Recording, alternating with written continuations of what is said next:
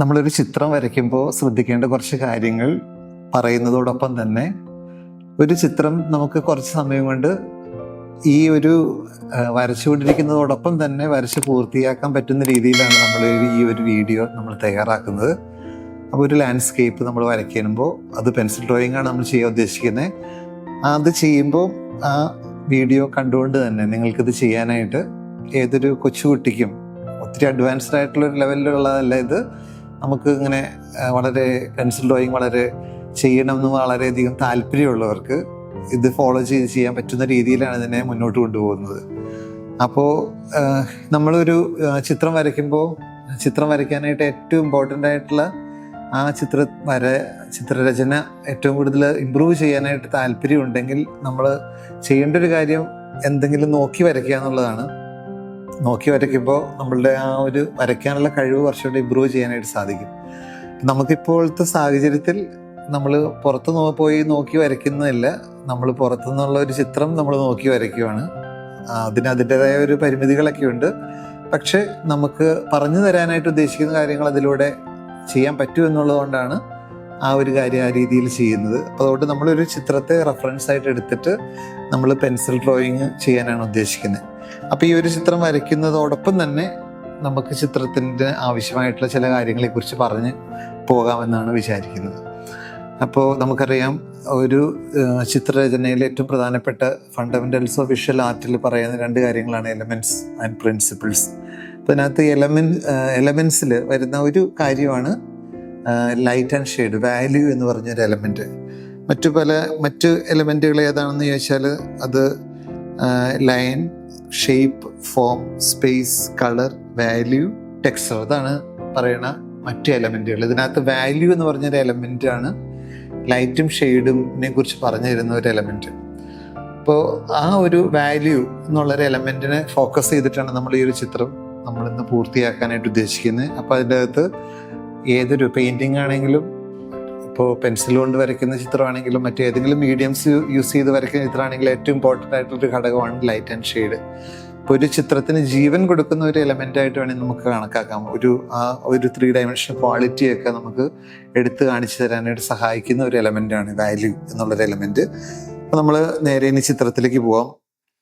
ഇത് നമ്മൾ ഈ ഒരു ചിത്രം വരയ്ക്കുന്ന ഒരു പോർട്രേറ്റ് മോഡിൽ. അപ്പോൾ നമുക്ക് വേണമെങ്കിൽ ലാൻഡ്സ്കേപ്പ് മോഡിലോ അല്ലെങ്കിൽ പോർട്രേറ്റ് മോഡിലോ. അപ്പോൾ ചിത്രം ഡിമാൻഡ് ചെയ്യും നമ്മൾ ഒരു വിഷ്വൽ ഏരിയ ഏതാണോ, ഏത് ഓറിയൻറ്റേഷനാണോ പേപ്പറിൻ്റെ ഡിമാൻഡ് ചെയ്യുന്നത്, അത് വെച്ചിട്ട് വേണം നമ്മൾ നോക്കാൻ. അപ്പോൾ ഇപ്പം നമ്മൾ ഈ ഒരു പോർട്രേറ്റ് മോഡിലുള്ള ഒരു ഓറിയൻറ്റേഷനാണ് നമ്മൾ എടുക്കാൻ ഉദ്ദേശിക്കുന്നത്. അപ്പോൾ നമുക്ക് ഇത്രയും സ്ഥലമാണ് നമുക്ക് വരയ്ക്കാനുള്ളത്.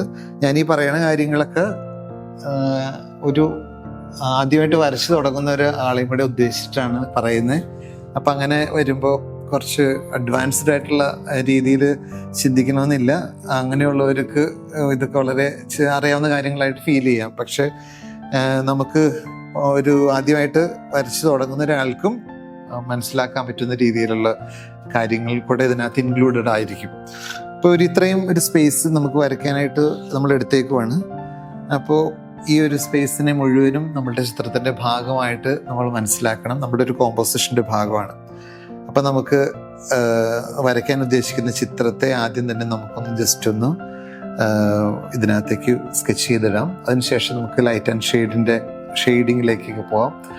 ഏതൊരു വസ്തുവിലേക്ക് നമ്മൾ നോക്കുമ്പോഴും, ഇനി ആളുകളാണെങ്കിലും ലാൻഡ്സ്കേപ്പ് ആണെങ്കിലും എന്താണെങ്കിലും എന്തെങ്കിലും ഒബ്ജക്റ്റിലൊക്കെ ആണെങ്കിലും നമ്മൾ നോക്കുമ്പോൾ അവിടെ നമുക്ക് കാണാനുള്ളത് ലൈറ്റും ഷെയ്ഡും മാത്രമാണ്. ലൈറ്റ് വന്ന് വീഴുന്നതും അത് ഉണ്ടാക്കുന്ന ഡിഫറെൻ്റ് ആയിട്ടുള്ള ടോൺസ്, അതിൻ്റെ ഷെയ്ഡുകൾ, ഇങ്ങനെയൊക്കെയാണ് ഇത് കാണാൻ നമുക്ക് പറ്റുന്നത്. അപ്പോൾ ഒരു ചിത്രം വരയ്ക്കുമ്പോഴത്തേക്കും നമുക്ക് ഈ ലൈറ്റും ഷെയ്ഡും കറക്റ്റായിട്ട് നമ്മൾ വെച്ചാൽ അതിനകത്ത് വരകളുടെ ആവശ്യമേ ഇല്ല എന്നുള്ളതാണ്.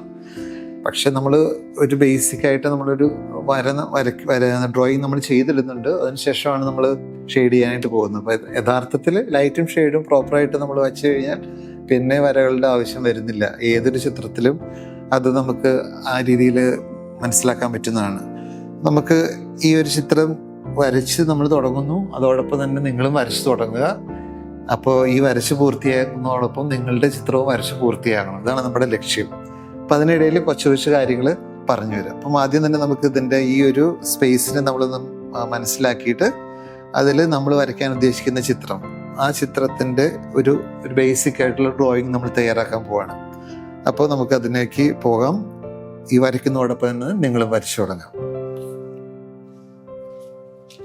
അപ്പം നമ്മൾ ഏതൊരു ചിത്രം കാണുമ്പോൾ ആ ചിത്രത്തിന് നമുക്കൊന്ന് ഡിവൈഡ് ചെയ്യാം, എങ്ങനെയൊക്കെ ആ ചിത്രത്തെ മുന്നോട്ട് കൊണ്ടുപോകണം, എന്തോരം സ്പേസ് എടുക്കണം ഓരോന്നിനും എന്നൊക്കെ ജസ്റ്റ് ഒരു അണ്ടർസ്റ്റാൻഡിങ് ഓരോ സ്പേസിനെ കുറിച്ചും ഉണ്ടെങ്കിൽ നല്ലതാണ്.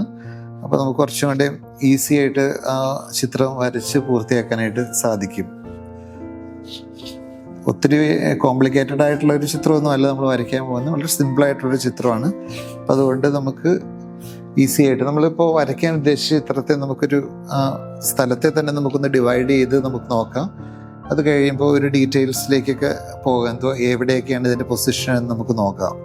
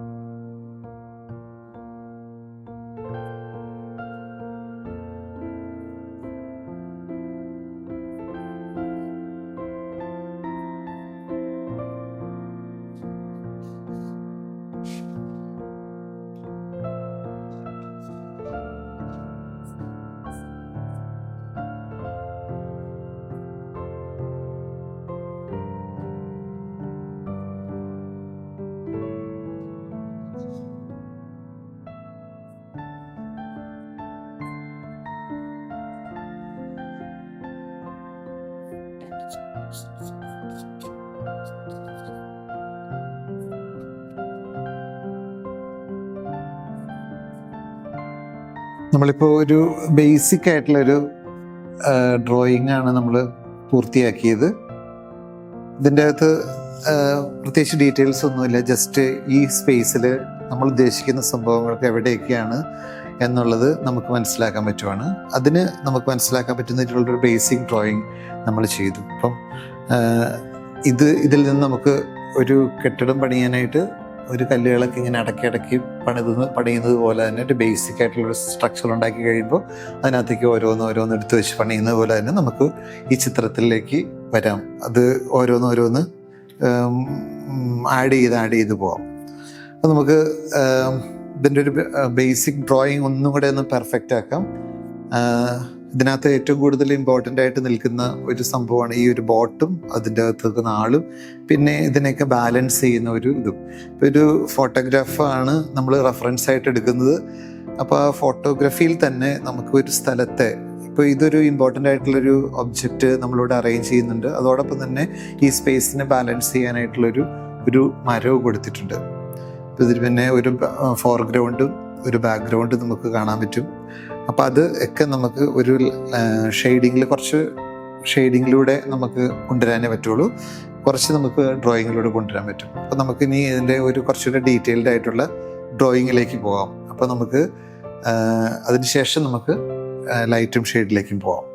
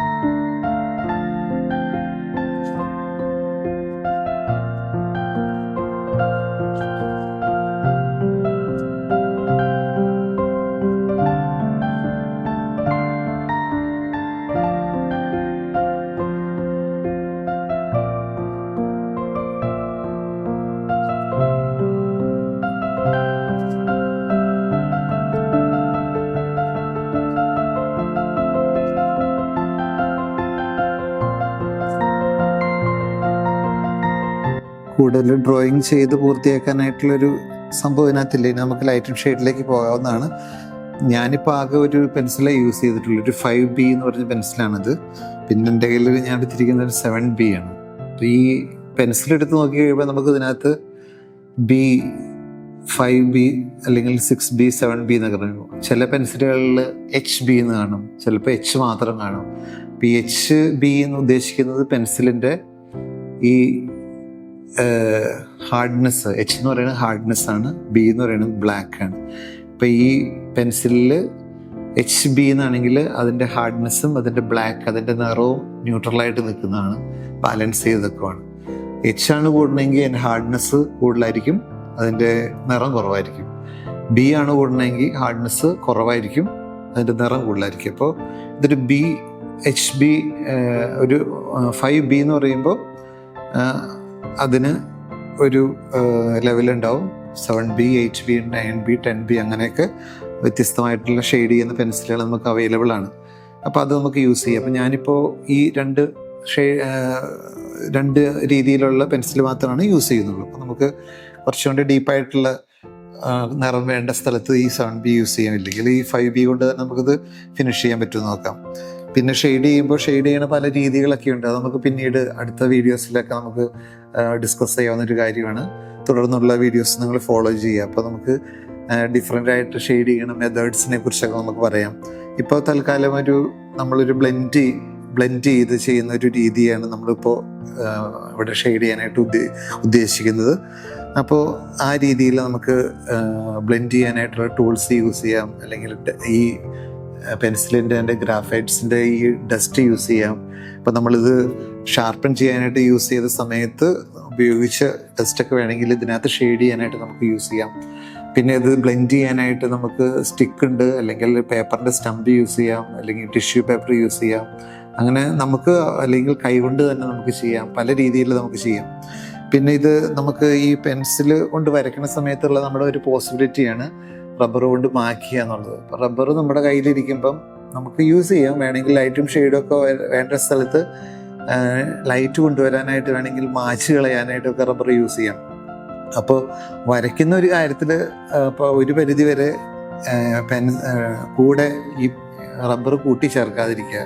നമുക്ക് റൈസർ നമ്മുടെ കൂടെ ഉണ്ടാകുമ്പോൾ നമുക്ക് ഇത് മായ്ച്ച് കളഞ്ഞിട്ടുണ്ടാവും, ശരിയാക്കി എടുക്കാമല്ലോ എന്നുള്ളൊരു ചിന്ത വരാം. പക്ഷേ അതിനേക്കാൾ കുറച്ചും കൂടെ നമുക്ക് പെൻസിലില്ലാതെ തന്നെ റബ്ബർ ഇല്ലാതെ തന്നെ നമുക്ക് ആ ഒരു കോൺഫിഡൻസോടുകൂടെ വരയ്ക്കാൻ പറ്റിക്കഴിഞ്ഞാൽ കുറച്ചുകൂടെ നല്ലതാണ്. അപ്പോൾ നമുക്ക് കുറച്ചും കൂടെയും ഷെയ്ഡിങ്ങിലേക്ക് പോകാം. ഷെയ്ഡിങ് കുറച്ചും കൂടെ ശ്രദ്ധിച്ച് നമുക്ക് ചെയ്യാം.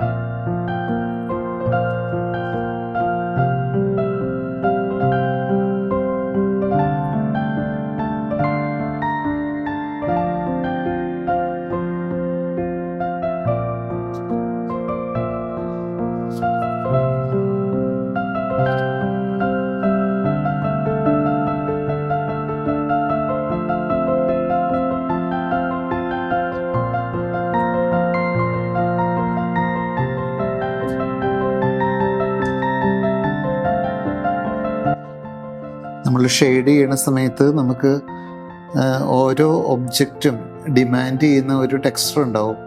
അപ്പോൾ ആ ടെക്സ്ചറിനനുസരിച്ച് ഇപ്പോൾ നമുക്കിപ്പോൾ ബ്ലെൻഡ് ചെയ്യുന്ന രീതിയിൽ ഞാൻ പറഞ്ഞു തുടക്കത്തിൽ. അപ്പോൾ ചിലപ്പോൾ ലൈൻസ് യൂസ് ചെയ്തിട്ട് തന്നെ ഷെയ്ഡ് ചെയ്യാൻ വേണമെങ്കിൽ അത് hatching lines, cross hatching lines നമുക്ക് പിന്നീട് പറയാവുന്ന ഒരു കാര്യമാണ്. അപ്പോൾ നമുക്ക് ഈ ബ്ലെൻഡിങ് രീതി എന്ന് പറഞ്ഞാൽ പോലും ബ്ലെൻഡിങ് ചിലപ്പോൾ വളരെ സ്മൂത്തായിട്ടുള്ളൊരു ബ്ലെൻഡിങ്ങും ചില സ്ഥലത്തൊന്നും ആവശ്യം പറ്റില്ല. അപ്പം നമ്മൾ ഷെയ്ഡ് ചെയ്യുന്ന സമയത്ത് നമുക്ക് ഒരു ഒബ്ജക്റ്റ് ഡിമാൻഡ് ചെയ്യുന്ന എന്താണ് എന്ന് നമ്മൾ നോക്കണം. ഒബ്ജക്റ്റിൻ്റെ ടെക്സ്ചർ ഡിമാൻഡ് ചെയ്യുന്ന ഷെയ്ഡിങ് രീതി നമ്മൾ കൊണ്ടുവരണം. അപ്പോൾ ഒരു മരം ഇപ്പോൾ ചെയ്യുന്ന സമയത്ത് മരത്തിന് ചിലപ്പോൾ വളരെ റഫായിട്ടുള്ളൊരു സർഫസ് ആയിരിക്കും ഉള്ളത്. അപ്പോൾ അവിടെ നമുക്കൊരു സ്മൂത്തായിട്ടുള്ള ഷെയ്ഡിങ്ങിൻ്റെ ആവശ്യം വരില്ല, റഫായിട്ടുള്ള രീതി മതിയാവും. അതും ബ്ലെൻഡ് ചെയ്ത് തന്നെ വേണമെങ്കിൽ ചെയ്യാം. അപ്പോൾ എന്നാൽ പോലും ആ ഒരു ഷെയ്ഡിങ് നമ്മൾ പൂർത്തിയാക്കുമ്പോൾ ആ ഷെയ്ഡിങ്ങിൽ തന്നെ ആ ടെക്സ്ചർ കുറച്ചും കൂടെ മനസ്സിലാക്കാൻ പറ്റുന്ന രീതിയിൽ വരുവാണെങ്കിൽ നമുക്ക് ആ ഒരു ഒബ്ജക്റ്റിനോട് എന്താണോ നമ്മൾ വരയ്ക്കാൻ ഉദ്ദേശിക്കുന്നത്, ഷെയ്ഡ് ചെയ്യാൻ ഉദ്ദേശിക്കുന്നത്, അതിനോട് കുറച്ചും കൂടെ നീതി പുലർത്താൻ പറ്റും നമുക്ക്. അപ്പോൾ നമ്മൾ ആ ഷെയ്ഡ് ചെയ്യുമ്പോൾ തന്നെ ആ ഒബ്ജക്റ്റിൻ്റെ ഒരു സ്വഭാവം നമ്മൾ മനസ്സിലാക്കിയിട്ട് ചെയ്യുന്നത് നല്ലതായിരിക്കും.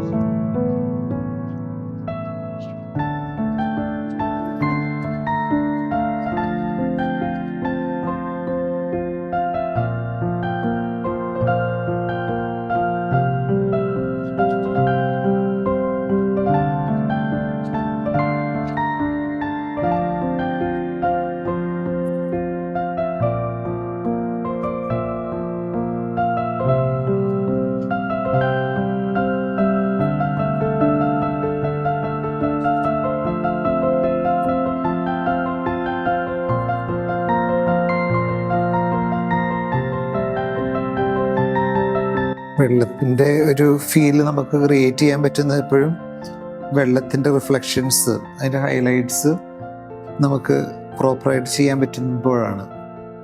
അപ്പോൾ അതിൻ്റെ എന്തൊക്കെ ഒബ്ജക്റ്റുകളാണോ വെള്ളത്തിൽ അതിൻ്റെ റിഫ്ലക്റ്റ് ചെയ്യുന്നത് അതിനെ ആ രീതിയിൽ തന്നെ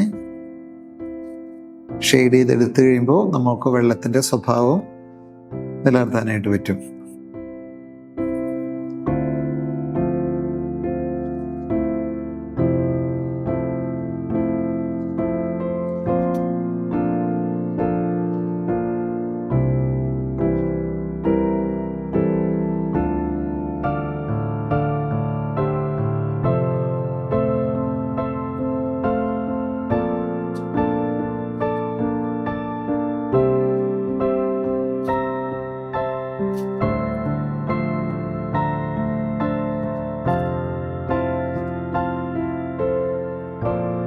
നമുക്കിതുപോലുള്ള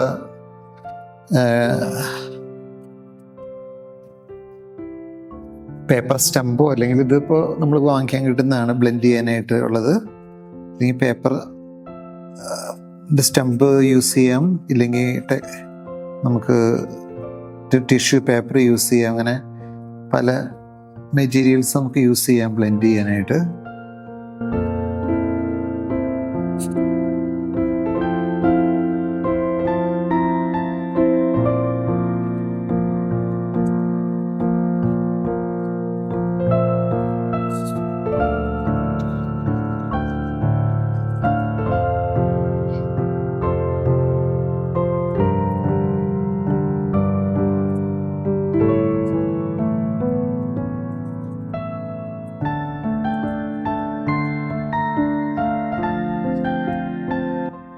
നമ്മൾ നേരത്തെ ഷാർപ്പൻ ചെയ്തതിൻ്റെ ഡസ്റ്റാണത്. നമുക്കത് ജസ്റ്റ് യൂസ് ചെയ്തിട്ട് കുറച്ച് വാസ്റ്റ് ഏരിയയൊക്കെ ഷെയ്ഡ് ചെയ്യാനായിട്ട് അതൊക്കെ നമുക്ക് ഉപയോഗപ്പെടുത്താം.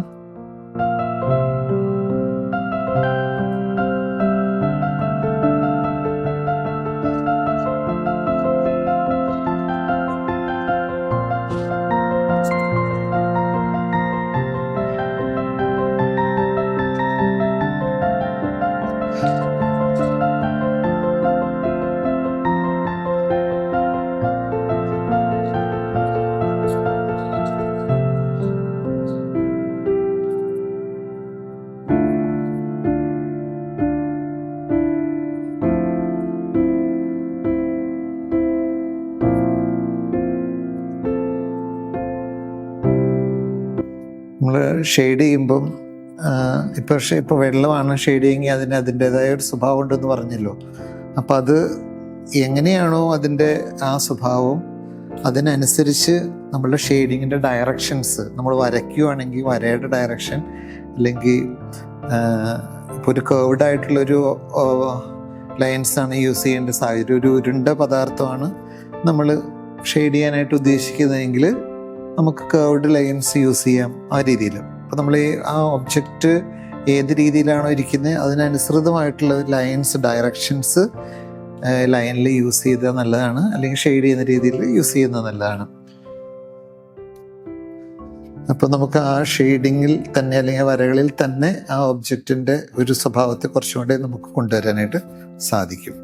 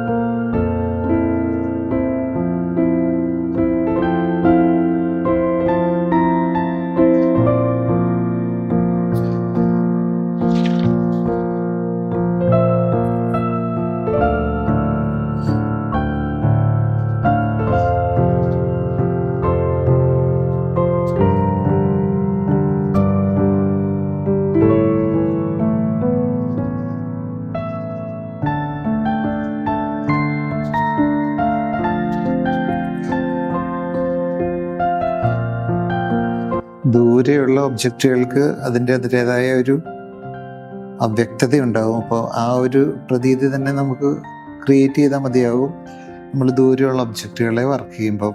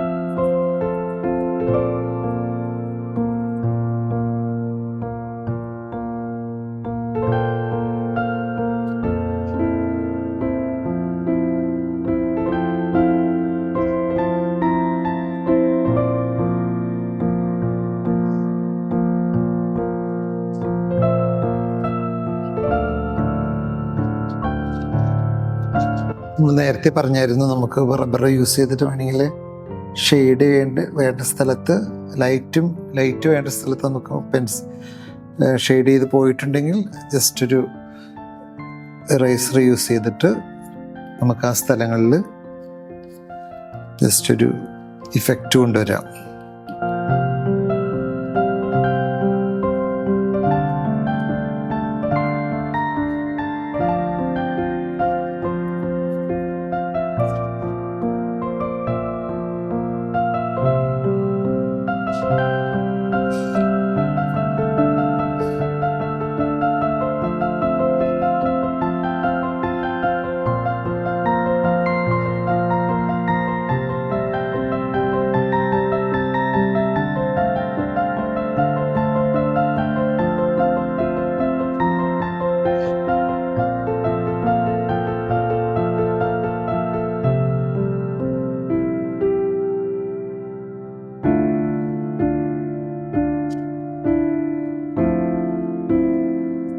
മതിയെന്ന് തോന്നുന്നു. അപ്പോൾ നമ്മളിപ്പോൾ ഒരു ലാൻഡ്സ്കേപ്പ് റെഫറൻസ് ഒരു ഫോട്ടോഗ്രാഫ് യൂസ് ചെയ്തിട്ട് നമ്മൾ ഒരു പെൻസിൽ ഡ്രോയിങ്ങിലൊരു ബേസിക് ഡ്രോയിങ് തയ്യാറാക്കി അതിനുശേഷം നമ്മൾ ലൈറ്റും ഷെയ്ഡും ഒരു നോർമലായിട്ടുള്ള വിധത്തിൽ വെച്ചു. നമ്മളുടെ കിട്ടിയ സ്പേസ് മുഴുവൻ നമ്മൾ കോമ്പോസ് ചെയ്തു. ഇതാണ് ഇതിൻ്റെ ഒരു വാസ്റ്റായിട്ടുള്ള ഏരിയകളിൽ നമുക്ക് വളരെ നമ്മുടെ പെൻസിലിൻ്റെ ആ പൊടി തന്നെ യൂസ് ചെയ്തിട്ട് നമ്മൾ വളരെ പെട്ടെന്ന് തന്നെ അത് ആ ഒരു ഫിനിഷിങ്ങിലേക്ക് കൊണ്ടുവരാൻ നമ്മൾ നോക്കി. ചില സ്ഥലത്ത് ലൈൻസൊക്കെ യൂസ് ചെയ്തിട്ടുണ്ട് നമ്മൾ ഷെയ്ഡ് ചെയ്യാനൊക്കെ ആയിട്ട്. കൂടുതലും ഇതിനകത്തൊരു ബ്ലെൻഡിങ് രീതിയാണ് നമ്മൾ അവലംബിച്ചത്. പിന്നെ നമ്മൾ ഈ പേപ്പറിൻ്റെ സ്വഭാവവും അതുപോലെ തന്നെ പേപ്പർ ഒരു റഫായിട്ടുള്ള സർഫസ് ഉള്ളൊരു പേപ്പറാണ്, അപ്പോൾ അതിനനുസരിച്ചുള്ളൊരു സ്വഭാവമുണ്ട് ഇതിന്.